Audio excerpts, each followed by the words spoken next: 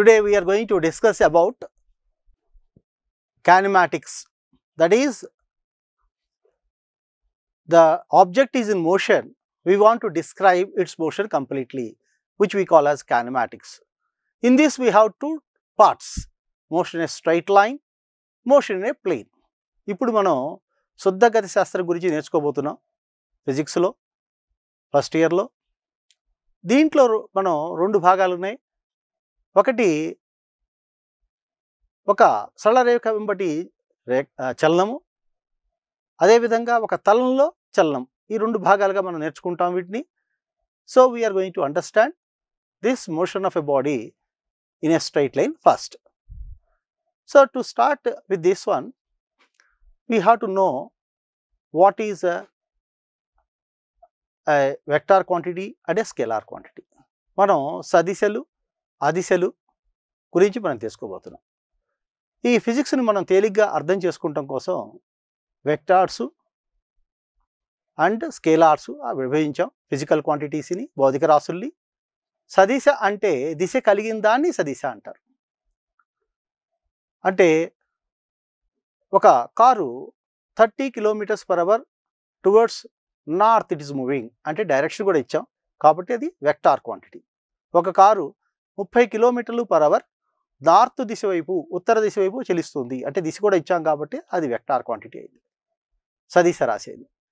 ఆ దిశ చెప్పలేదనుకోండి అది అదిశ రాశి అవుతుంది. కాబట్టి సదిశలు అదిశలుగా రెండుగా విభజించాం. ఒక వెక్టార్ క్వాంటిటీని, suppose if I take a vector quantity like this, vegam, velocity is a vector quantity. It can be resolved into two components in the horizontal and the vertical directions. You see here, this velocity is a vector quantity which is making an angle theta with the horizontal. In the x direction, horizontal direction, its component is v cos theta. In the vertical direction, that is y direction, we call as vy. It is v sine theta. కాబట్టి v వేగాన్ని ఒక సదిశ రాశి రెండు భాగాలుగా విభజించగలిగాం. X దిశలో వి cos theta అని, why దిశలో వి sine theta. కాబట్టి సదిశని రెండు భాగాలుగా విడచీయవచ్చు. అదిశకి అలాంటిది లేదు.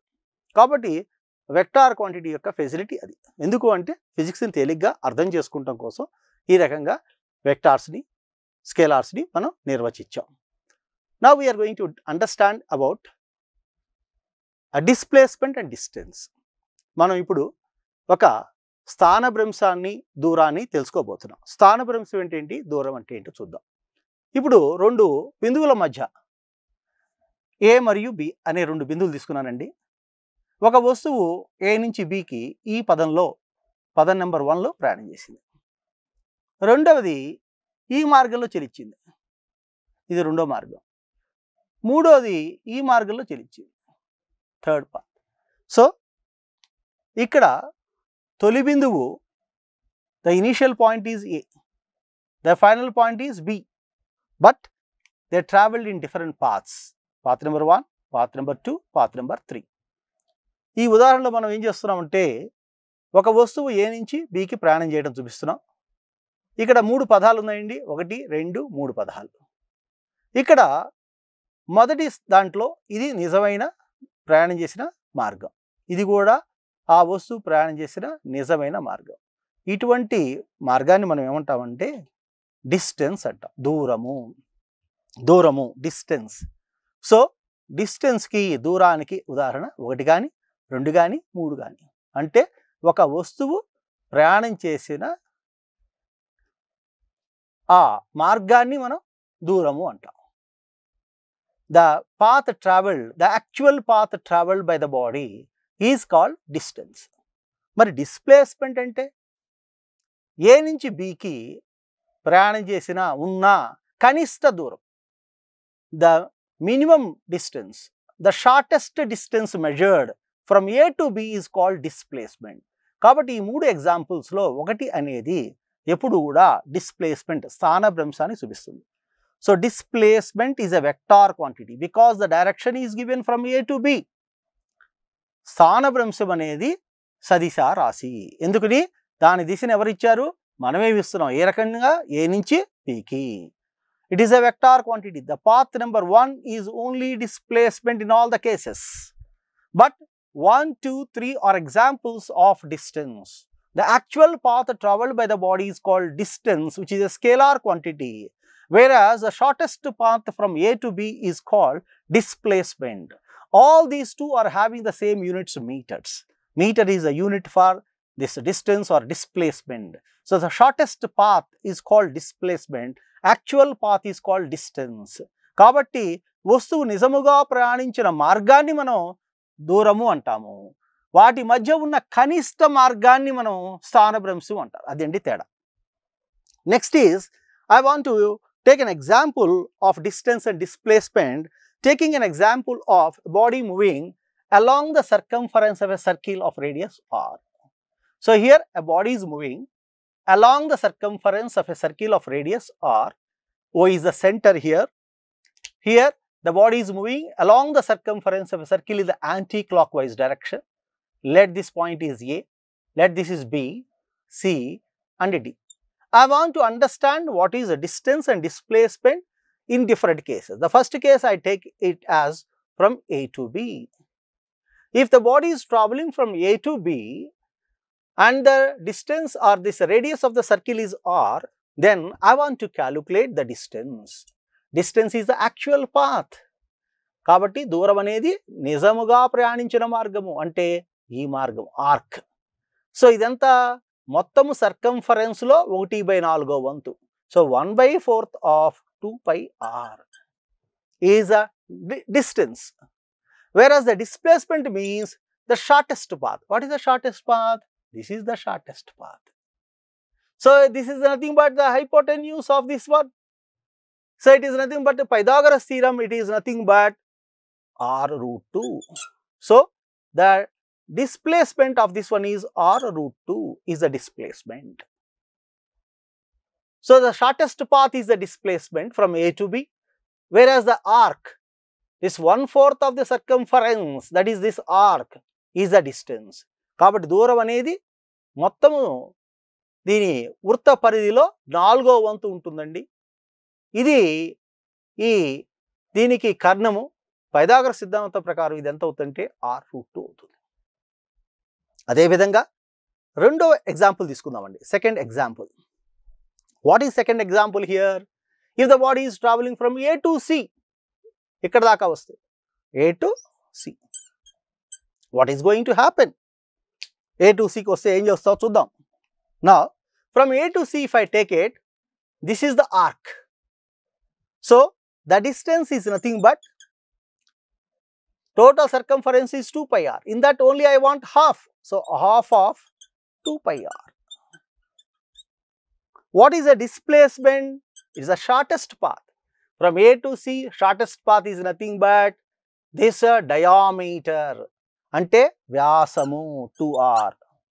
కాబట్టి ఇది వృత్త పరిధిలో ఇక్కడి నుంచి A నుంచి C కాబట్టి హాఫ్ ఆఫ్ సర్కంఫరెన్స్ అంటే వృత్త పరిధిలో సగం అది దూరం అవుతుంది. స్థానభ్రంశం అంటే తక్కువ దూరం. A నుంచి Cకి తక్కువ దూరం ఏది? వ్యాసం. S is equal to 2r.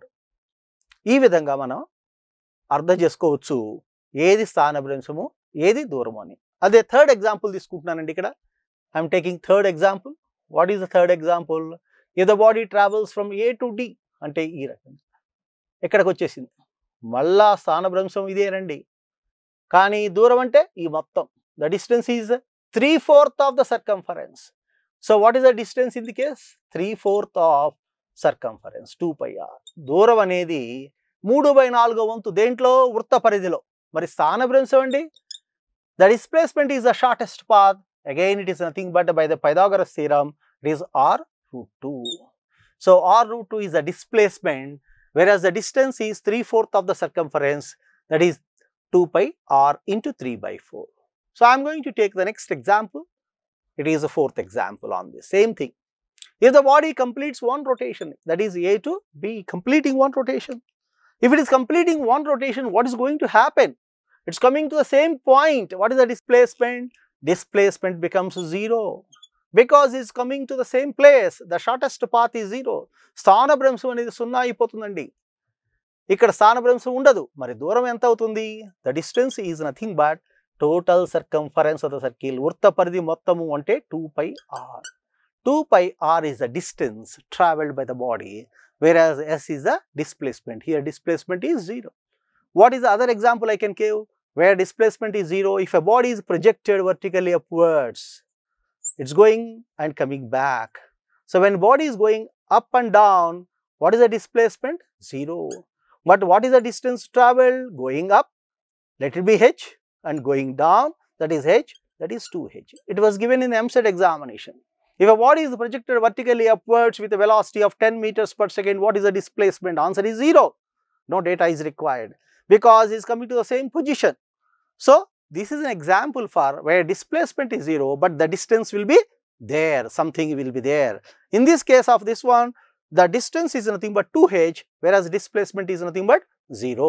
So these are the examples which enlighten us what is the difference between distance and displacement. కాబట్టి ఈ ఎగ్జాంపుల్ ద్వారా మనకి పూర్తిగా అర్థం ఏంటంటే ఏది డిస్టెన్స్, ఏది దూరము, ఏది స్థానభ్రంశము, వాటి గురించి మనం అర్థం చేసుకోవచ్చు. Now I want to introduce a word called velocity. అంటే వేగము. So velocity, v is nothing but rate of change of displacement, and speed is nothing but rate of distance traveled by the body. Here it is a displacement, here it is the distance. Both are the units meters per second. రెండిటికి ప్రమాణాలు ఒకటేనండి, కానీ ఇది vector quantity అంటే సదిశ రాశి. whereas this one is a scalar quantity. So speed అనేది వడి అనేది అదిశ రాశి, ఇది సదిశ రాశి, ఇది సదిశ, ఇది అదిశ. అంటే దీనికి దిశ లేదు.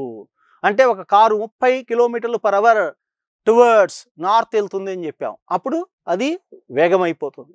30 km/h వెళ్తుంది అని చెప్పాం అనుకోండి, వడి అయిపోతుంది. అంతే తేడా.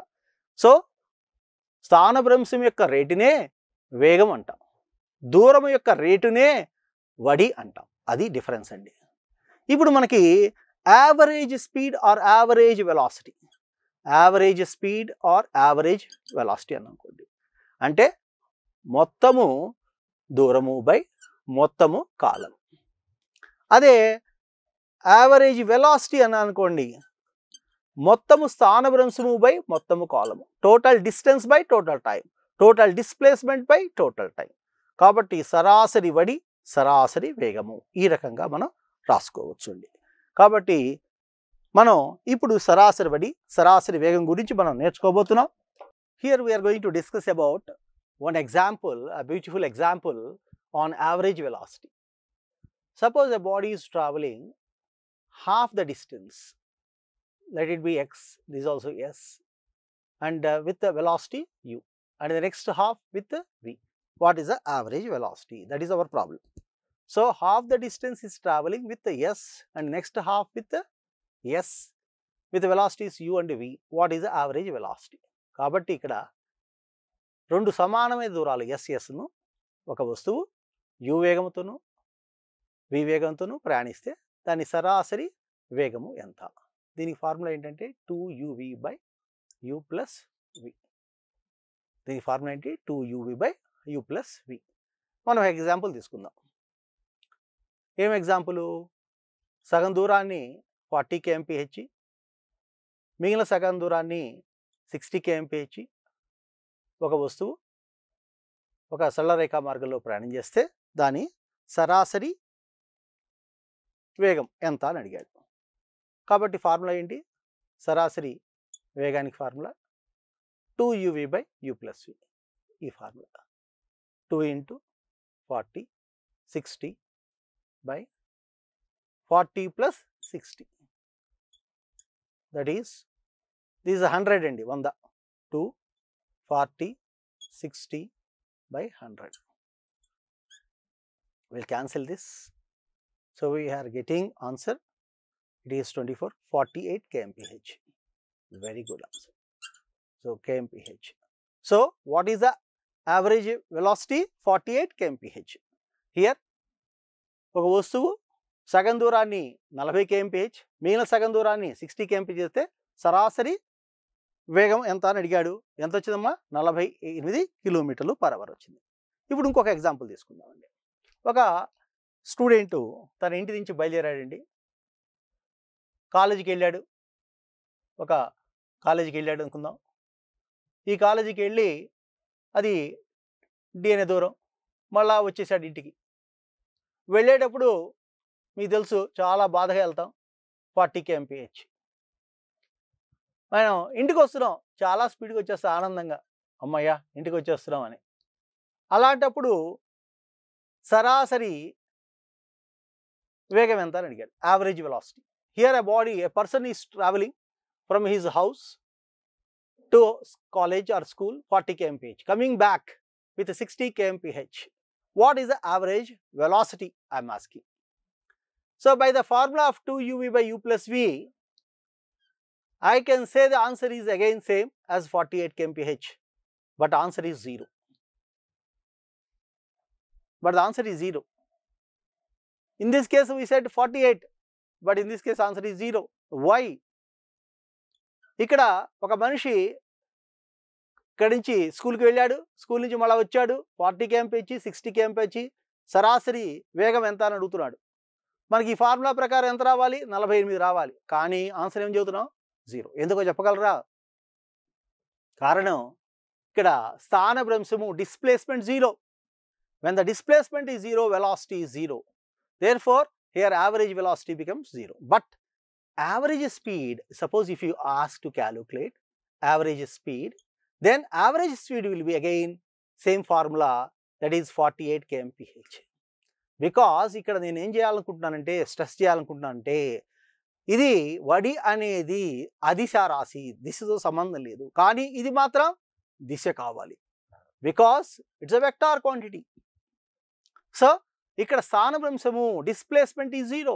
when the displacement 0, the velocity, average velocity is also 0. కాబట్టి ఈ ఫార్ములా ఎప్పుడు వరకు వస్తుంది?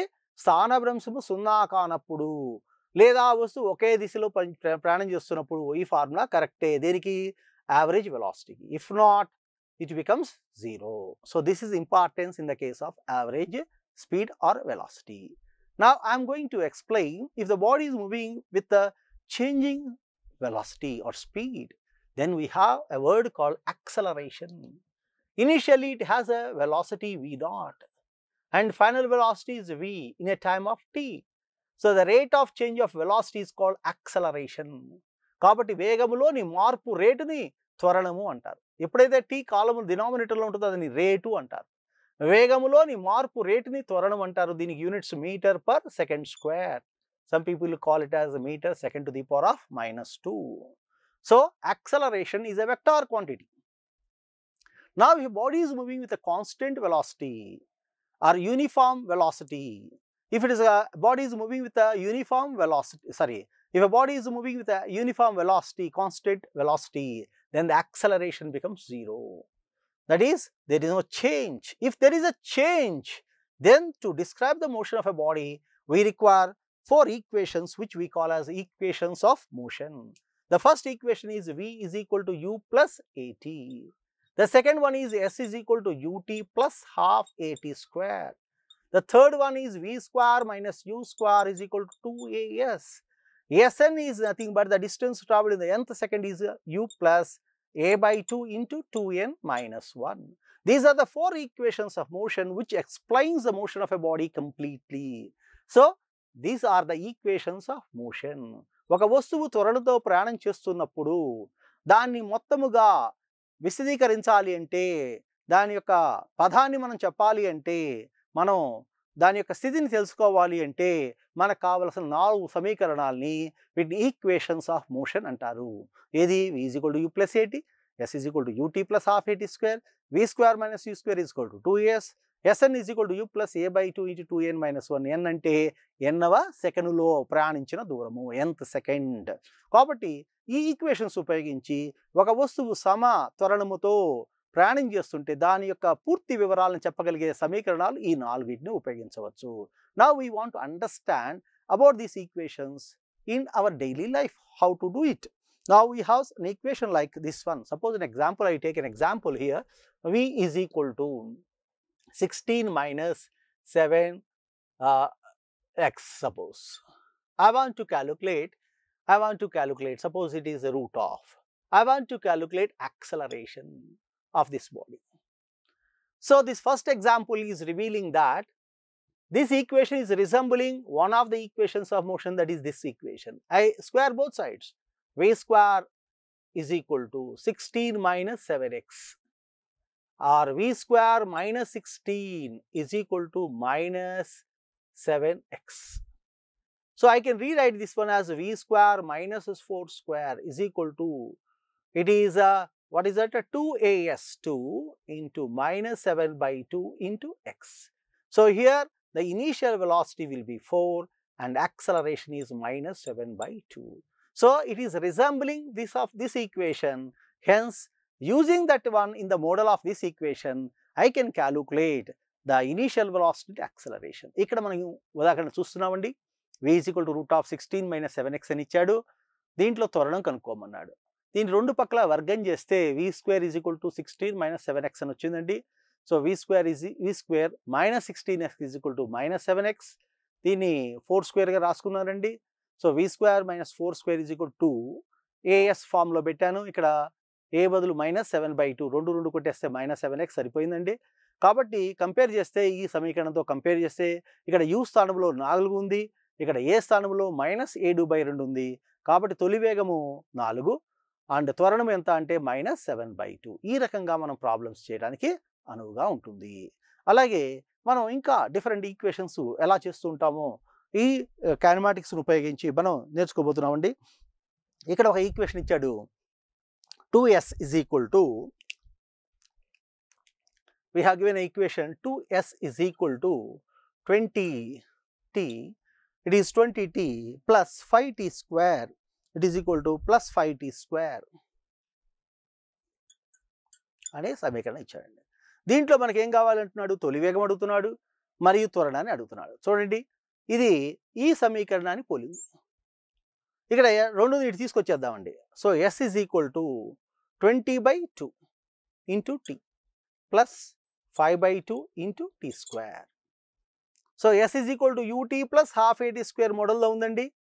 దీన్ని మనం రీఅరేంజ్ చేస్తున్నానండి. s is equal to ఇది 10t plus half a t square.